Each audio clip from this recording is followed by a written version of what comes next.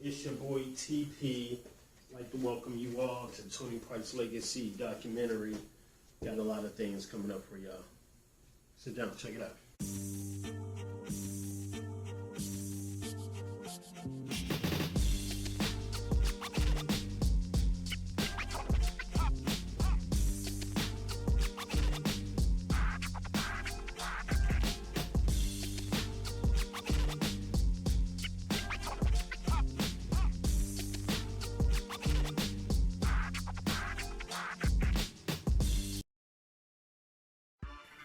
Welcome back to another episode of Tony Price Legacy. Special shout out to our sponsors of this documentary, Gotta Gear. Go check them out online. This next person got to sit down with someone who's up and coming, great talent, in their own online radio show, HotxMagOnlineRadio. The person I'm speaking of is Tara J. Check it out. What's up, y'all? It's your girl Tara J with HotxMagOnlineRadio. We are here right now at the Rap Cave with Tony Price.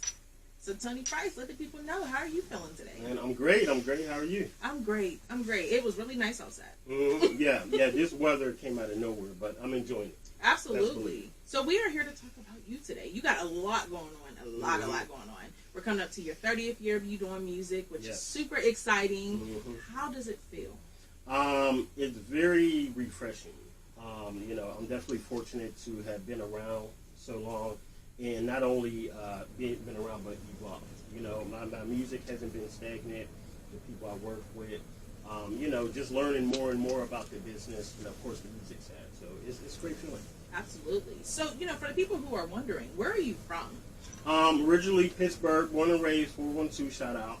And, of course, my ATL fam hold me down. What's up, y'all? So, Bird, definitely. Absolutely. So, when it comes to music and everything, who would you say motivated you or inspired you to get started on music? The crazy thing is, no one person really inspired me. This all started back in a long time ago. I ain't going to get my age. But my cousin Boulder, shout out to Boulders, I wanted to get in a contest.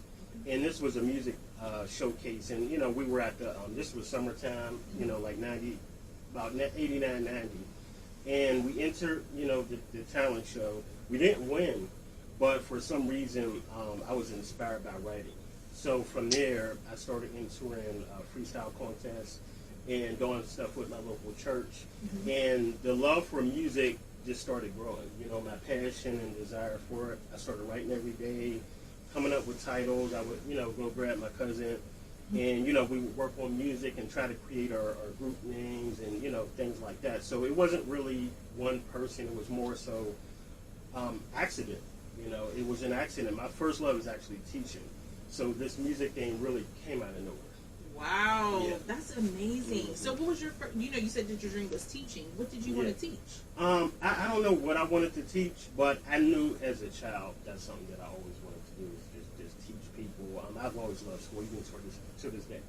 Wow. School has always been a big part of me, education, of course, and being progressive. So I don't know what I would have taught, probably music, knowing me, but, I had a different route for some reason. So. Right. So you mentioned you have Boulders, which is your cousin, and he does music. Do you have any other family members that do music as well?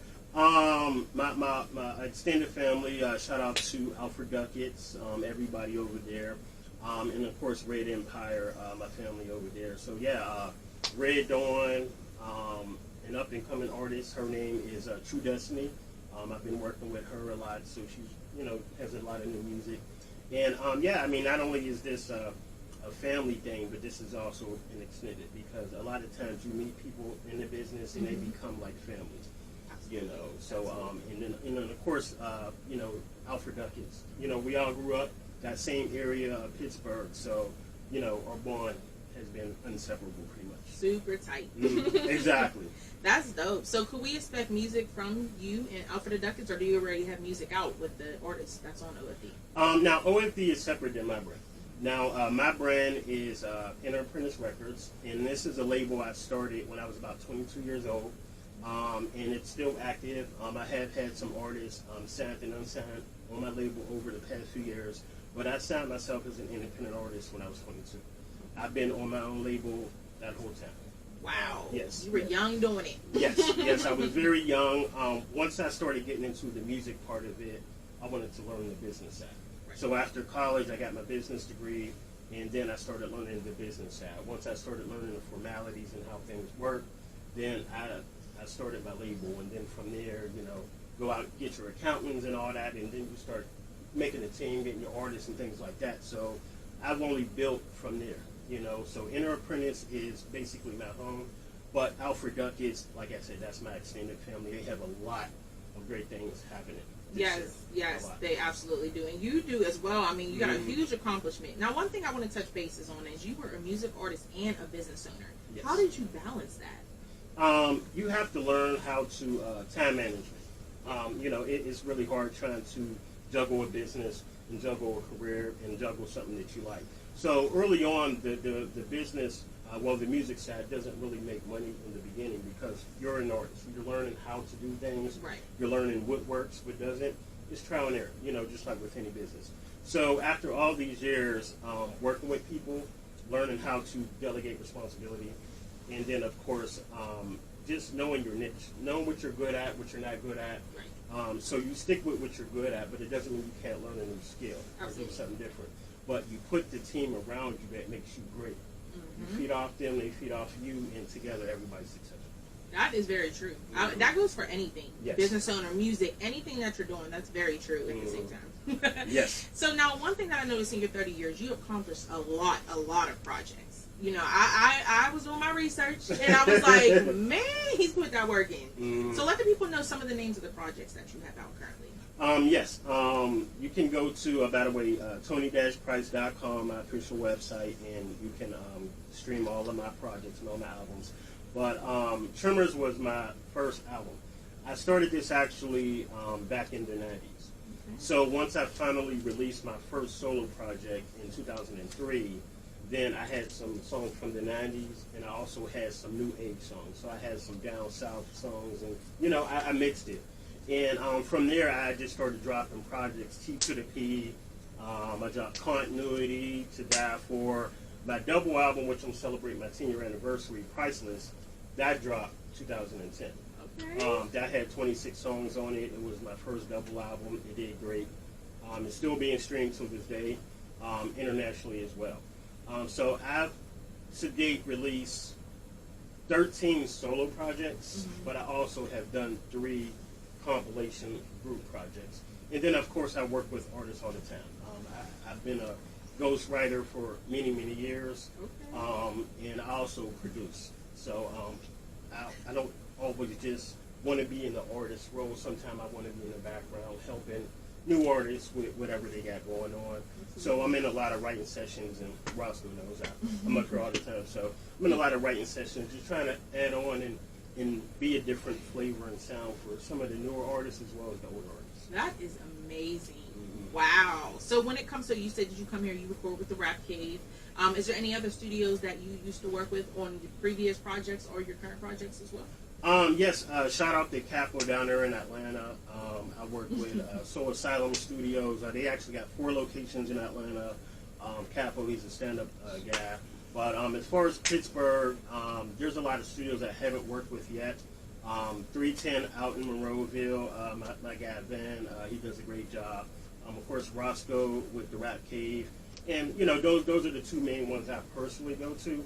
But there's a lot of great, Abbey Labs is good, some other studios across the city. Oh, absolutely. Mm-hmm. Definitely. We have a lot of studios here, especially in Berg and outside of the city as well. Yes. So that's super dope that you got to work with different, engineers and producers and stuff like that. I'm excited. And speaking of engineers, I was able to work with Glenn Schick, which isn't a common household name to most. But he's done everybody's album from Ludacris to Little John to Monica, Usher. In the industry, he's very known. So I was fortunate to have met him while I was working on my first solo album. And he actually mastered my first solo album. And we do have our plaque and everything, which, I ain't bring with me. I'm not that kind of person. But I was able to work with him on my first album, which was nice because I got to learn some things about sound and engineering, because as an artist, sometimes you hear a certain way. Engineers, they hear completely differently. So, you know, it was nice for me to not only learn that side of the music, but to get the knowledge from someone who's been doing it, you know, for a super long time. For a long time. Yeah, exactly. So it's almost like, you know, looking up to somebody, kind of. Yeah. But at the same time, you are working with each other. You Yes. know, they may look up to you with certain things that you do as well. That's correct. That's super dope. That's correct. So, yeah, it's definitely nice being, at this point, a teacher, you know, because I was a student of the game. And don't get me wrong, I'm always going to learn. You know, I always have a thirst and hunger to learn more about the business side as well as the music side. But it is nice to have all these years that I have learned things, and I can pass it down to some of the newer artists that I work with, and someone who may be, you know, watching this video today. Absolutely. So how would you say music have impacted your life overall? So what's the biggest impact that music has on your life right now? Music is my getaway. And it's like that for a lot of people. We all go through hardships. We all go through tough times. Some people, their vice may be gambling, it may be drugs, it may be alcohol. For me, I've been fortunate enough that it's music. You know, whenever I was going in a bad relationship, or maybe I lost a job, or any kind of hardship I ever went through in life, fortunately for me, I had my music. You know, I would go to the studio and sit in there, create, and I just let it all on wax. You know, so fortunately for me, 30 years later, I'm still able to use that as an outlet. Not only that, but I'm able to tell other people's stories, you know, for some of the voices that can't be heard. Right. You know, so I'm definitely fortunate to be in that position and still doing it. And not only am I still doing it, but I'm, you know, rather good. So, you know, at least that's what people tell me. So I'm fortunate. Absolutely. So one thing that stood out the most is you're from the Berg. Yes. So you already know the ins and outs, especially in the music, because you've been doing it for so long. So how would you describe Pittsburgh music scene compared to Atlanta's music scene or any other music scene? Well, anybody in music knows, at least I'll speak on 15 to 20 years ago. At a certain point, you either had to be in Cali, New York, or Atlanta to blow up, or to get on, basically. True. The good thing is nowadays, like when I came back to the Berg, the music scene was popping, because back in the day we had Saturn Records. That was it. We had no. If you wasn't affiliated or you wasn't with them, you didn't really get on, you know, so to speak. And back then there wasn't really an indie movement.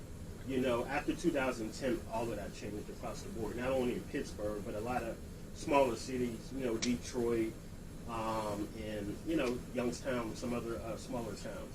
Right. So right now, we have a lot more studios, a lot more connections. And back in the day, people always came to Pittsburgh, but it's just no one stayed here. You know, so if you wanted to get on, you know, Sam Snead, Tuffy Tuff, well, Tuffy Tuff kind of stayed around, but people like Sam Snead, Misfits in the Attic, people like the Mailman, you know, they had to go to Cali, and then they were able to get connected with Dr. Dre, and, you know, they stayed out there. Now, they did bring some of the flavor back, some of the knowledge back, but, I mean, that's mostly it. Pittsburgh, we're known as a smaller city, and some people think we don't have a lot to offer. Now, talent-wise, we can rumble with anybody. Right. But we don't have the major studios, the funding, and outlets that a lot of the other cities have, which is why a lot of people get on there faster. So nowadays, you really can be indie and be successful, but it's about having a team. Right. You know what I'm saying? That's going to push your brand, because if you don't really have a budget nowadays, you can't really go anywhere. Right. And not only that, but everybody got different goals. Some people, they want to be local, which is cool. Yeah. Some people, they want to be hood famous, which is cool. And then myself personally, I never wanted to just be known around my peers. I always wanted to, you know, be out there, which is one of the reasons why I did leave the Berg in the late 90s to pursue my music in 99, because I knew I had to go somewhere where it would offer me a better chance at being able to do something. Then I can always bring it back to the city, which is kind of what I did. So I would put people on. I would have people flying down to Atlanta, going shows with me, and a lot of people can attest to this. I was having them do shows, and I was doing everything. People were getting paid, you know, stuff like that. And even in the 90s, I did have a small studio. Well, it was a home studio, but I had a a small studio in Garfield, and a lot of people would come up there. I would produce for them. People from Wilkinsburg, Homewood, St. Clair, Garfield, East Liberty, Lincoln. A lot of people back in the day, and this is when you did it for the love. Mm-hmm. Nowadays, you can have a studio and charge people for it, which is cool. But back in the day, we didn't know about that kind of hustle. We did everything for the love. So I produced, wrote for a lot of artists back in the day just on GP because the love of hip hop, the love of the culture. Not only that, but my city. Yeah. You know what I'm saying? So there's nothing that I won't do for my city. And right now, I think we're at a great space to where everybody can eat. Yeah, exactly. You know, we can all get on. We don't have to hit on each other. Mm-hmm. You know, we can show love. We can do shows together.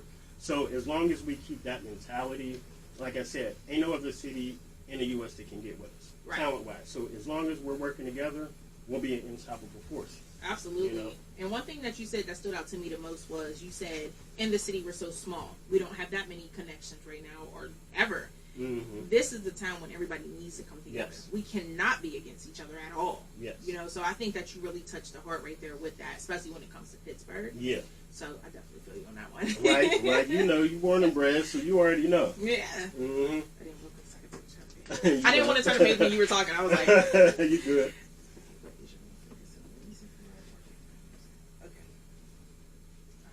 So what would you say your main focus in the music is and was, and has it changed since back then compared to now that you hit your 30-year mark in music? Yes, it's definitely changed.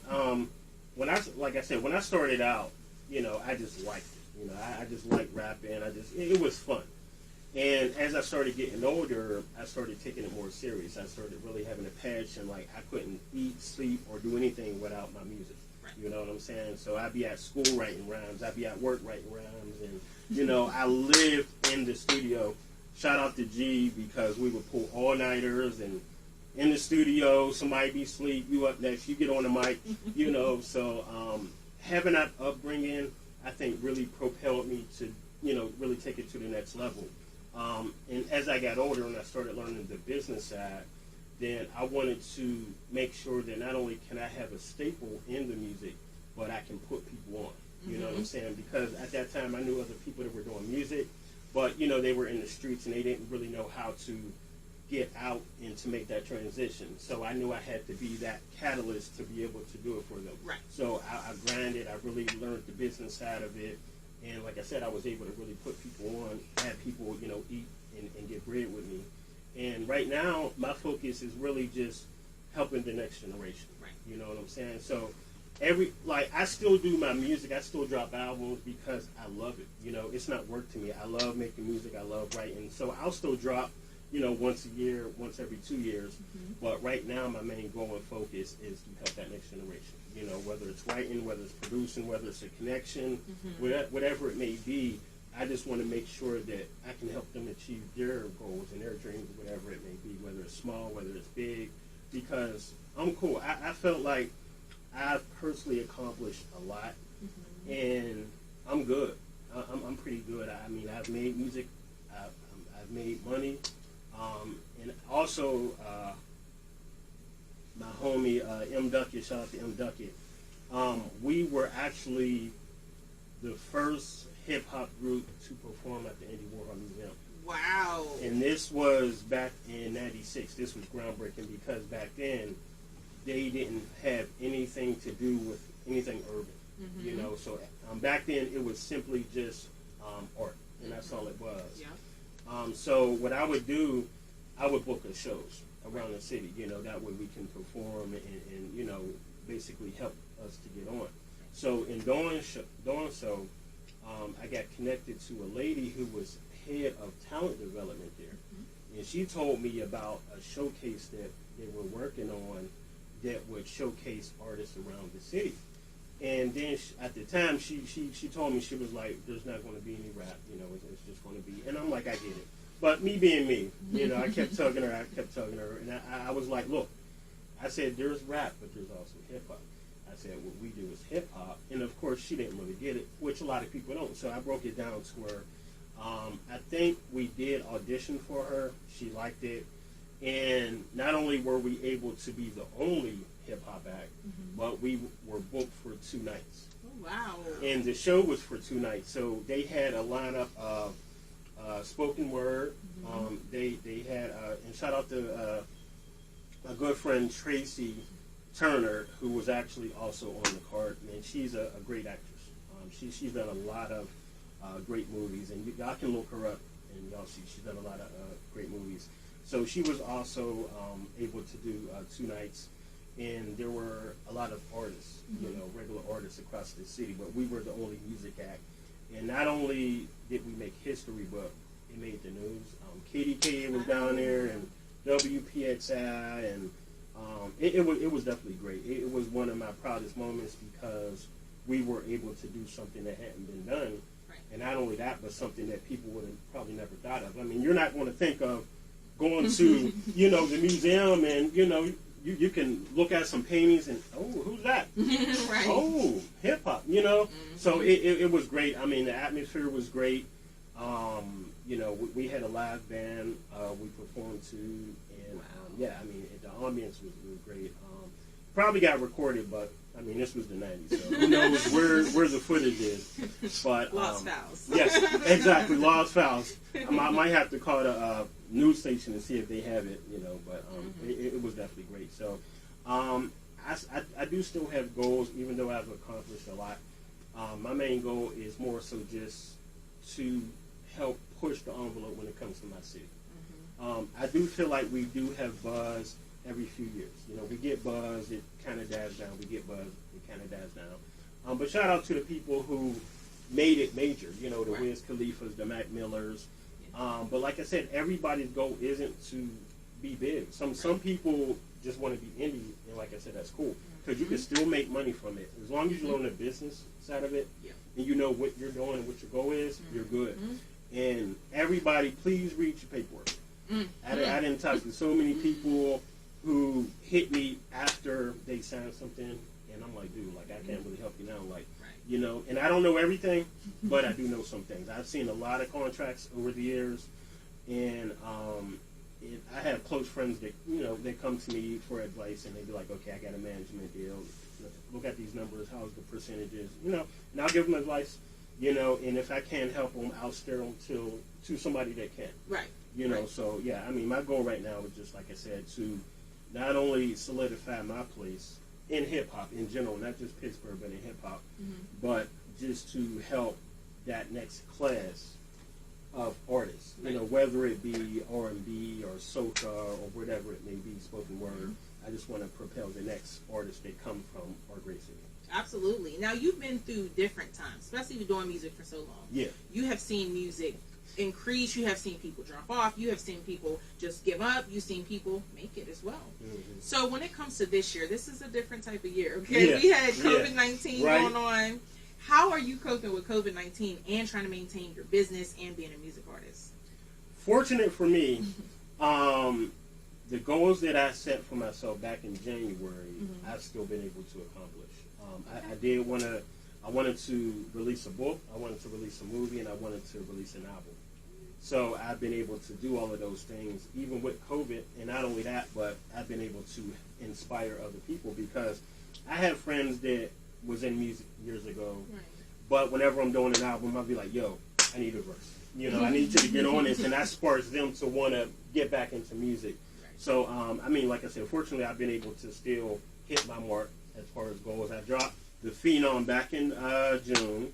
And it was mixed here at the Rap Cave. Shout out to Roscoe. He got the album.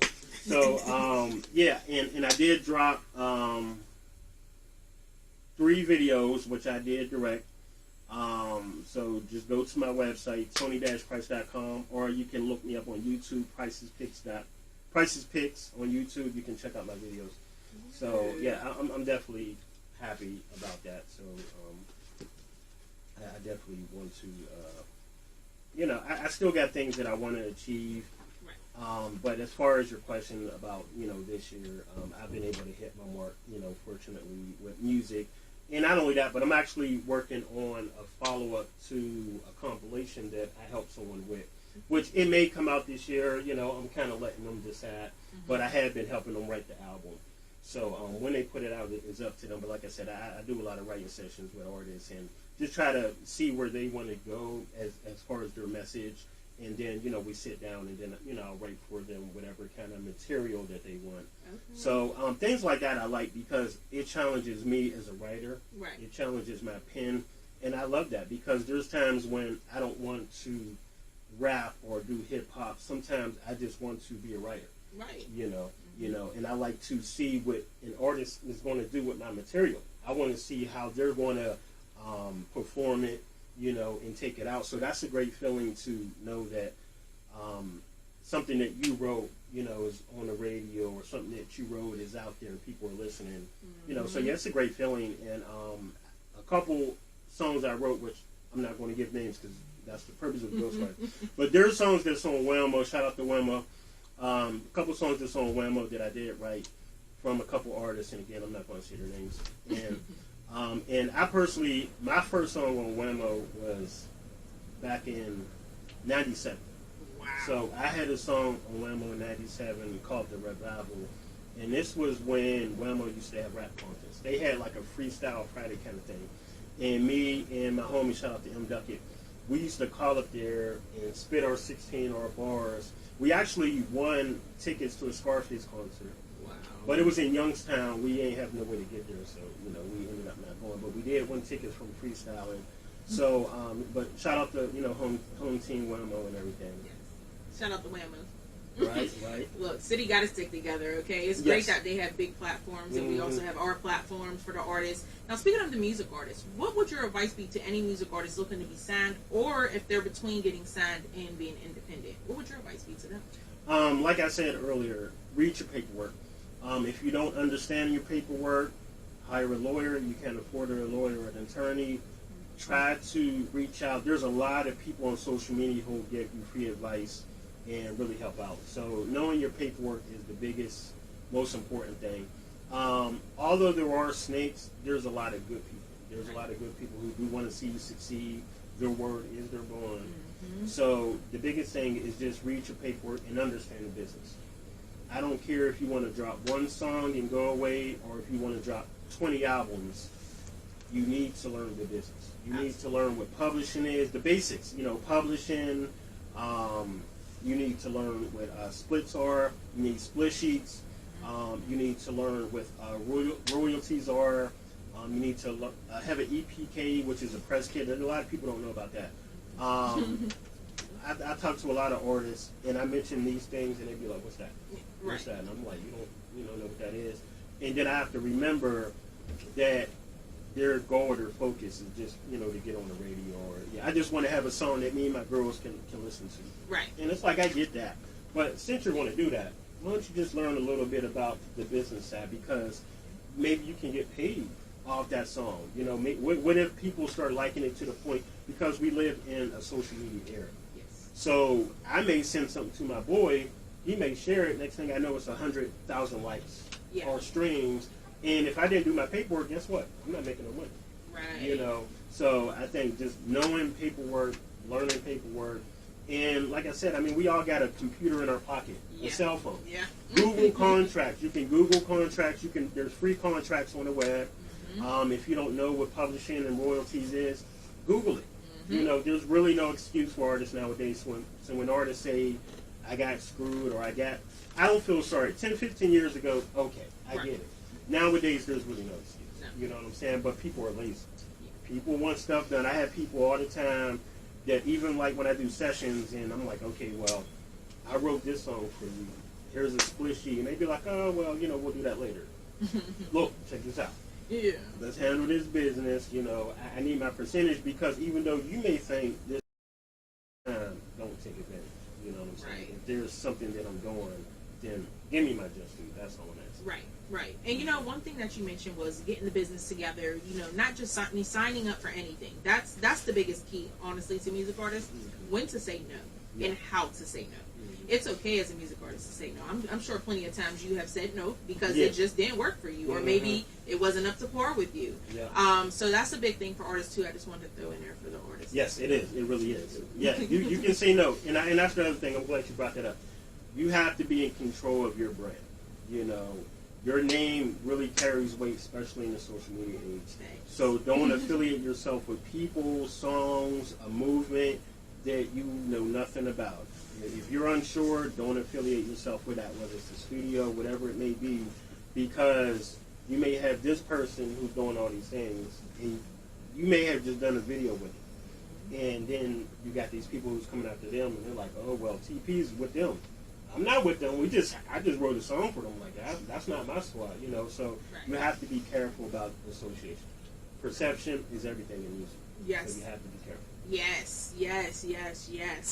That's all very true. Yeah. Especially on social media with music artists, too. How would you say you, or not you, because obviously you're doing great. You got 30 years under your belt. So what would your advice be to artists on how to carry themselves on social media? Because I notice nowadays, social media is huge, like you said. A lot of music artists, I feel like, mess up their brand a little bit or their image just off of social media. So what would be your advice when it comes to posting, how to post, or what they should do on social media and what they should not do on social media? Well, social media is one of those things to where people always want to know what you're doing. And if you're not seen, you're not heard. And that's the last thing you want, because just like how I dropped an album in June, you know, it's still making sales, it's still doing good, but I mean, it's November. So whoever dropped this month, that's who people are thinking about. So you have to be relevant. So as far as social media goes, you have to be personable. You know, everything can't be about music. You can't just spam people, listen to my song, download this. They want to know who you are as a person, you know. So you got to post regular stuff, and it don't have to be, I'm going to the store, I'm eating dinner. Yeah, they don't really want to know about that, but I'm on my way to the studio. Or something like I'm in the studio, and then maybe you'll post a shot. I'm working on the single, or kind of like even what you did prior to starting this interview. Things like that. Those are the things that's going to have people engaged, and that's a call to action, because you might say, go to my website, download my new song. That's a call to action. Fans want to be talked to. We have to know what you want from us. We know you want us to listen to the music, but what do you want from us? So you have to tell people when it comes to social media, visit my website, download my album, meet me here at this night, I'll be performing. So you have to tell people what you want from them, and they'll listen. Yeah. You know, 100% of the time.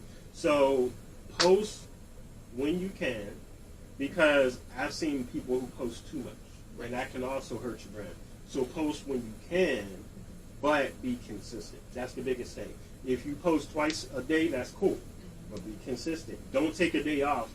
You know, even if it's something basic, even if it's just, hey, if y'all didn't hear my album from June, here it is again. Yeah. But it has to be something to where it's going to pull them in or make them be like, oh yeah, that is right. I forgot about that. Let me go bang that again. You know what I'm saying? And not only that, but you have to tell people, share, like, comment, subscribe. Because even though we think these are basic things, again, as a fan, we have to be told what to do. Right. So if you're telling people to share, they're going to share with their friends are going to share, and then, you know, it's going to keep going, because word of mouth is very important. It's one of the best marketing tools that you can have. And I studied marketing, so I know. Yeah, that's awesome. So to touch base on that, where did you study your marketing at? I actually went online. I went online to Colorado University, and this was back in 08. Because I was jungling so much. I was working on an album, I was working full-time, and I was looking at different campuses. You know, I wanted to go to a nice university, but that's around the time when online schools really started being popular. Right. And I was timid. I'm like, I don't know. I'm used to being in the classroom.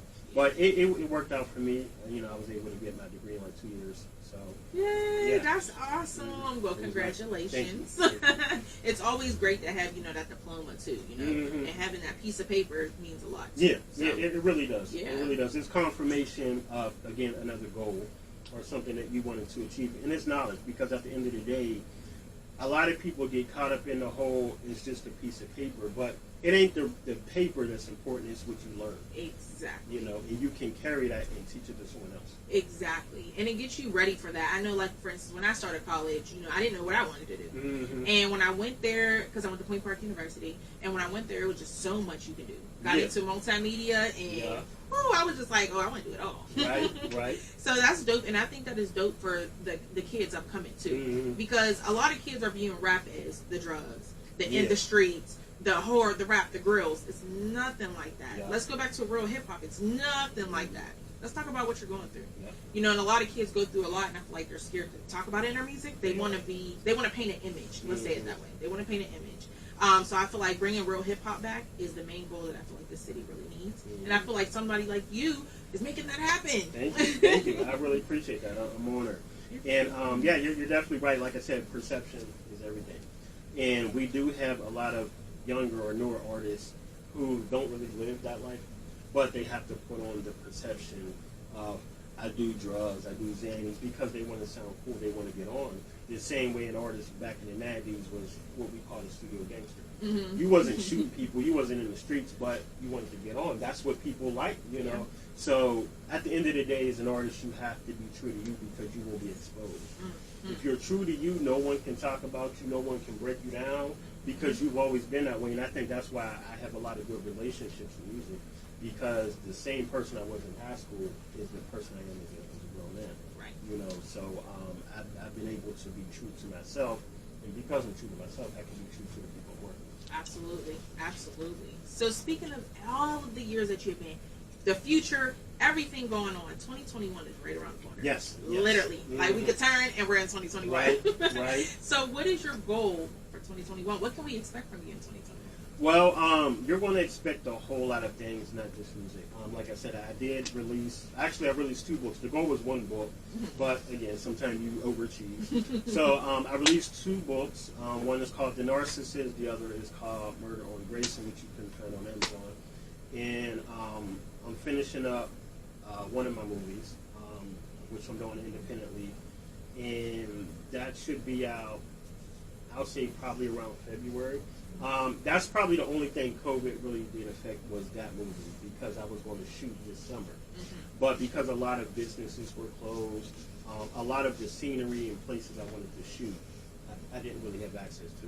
And I didn't want to kind of half do it, you know what I'm saying? Like, well, we'll just use this scene as a backup. You know, you want to kind of give it your all. Whenever I'm doing something, I want to give it 100%. Absolutely. So as far as 2021, definitely more music. You'll hear it, right? You'll hear more music, some films. The best way is to stay on my website, tony-price.com. That's where you'll put everything. Also, this will be a great time to announce I am releasing a 30th year anniversary DVD, which will have unreleased sessions, unreleased music. This interview is going to have some other interviews as well. It's also going to have a double disc of some 30 of my favorite songs that I've released over the years. So you may hear something from the 90s, you may hear something from the 2000s. Just 30 of my greatest songs, because I know a lot of people, because I've released a lot of music, they may not have everything in my library. Right. So I wanted to put together a disc to where they can hear different styles and different eras, like you mentioned earlier, different times I was in my music, because I may want an album to be like real boom bap, or I may want to do a project to where I'm just all over the place creatively, you know, and I'm having a lot of artists, kind of with the Phenom.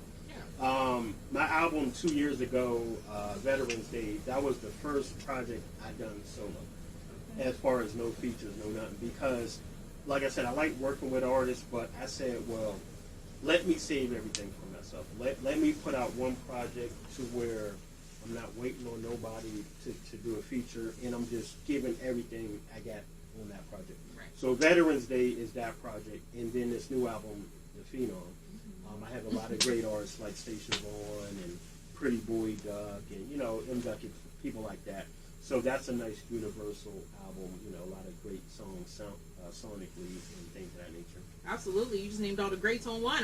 Yes. Listen, y'all gotta go check that out. Yes. I'm telling you, It's a great album. It's definitely dope. I was listening to it. I'm like, ooh, this is nice.